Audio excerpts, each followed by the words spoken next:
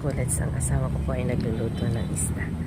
At pipilitin ko siyang mag-vlog kasi ayaw niya na mag-vlog eh. Tingnan niyo, magagalit ito. Dali, samahan niyo ako. Hello mga college, magluluto tayo ng tinulang isda. Tamang-tama, Pampainit na tamang-tama sauce. sa malamig na... ano ko lang to, kakat ko!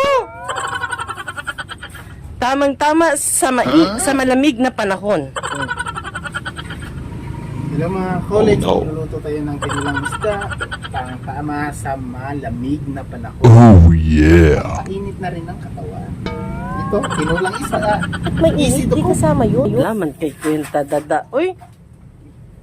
Pinadada ba? Hello guys, pagluluto natin na asawa natin eh. Masamang pakiramdam. Nakakasakali kasi makascore pa ba? Joke. Makascore pa ba? Joke. Naluto nga po ang isda nang hindi siya nagalit at hindi rin kami nakapag-vlog.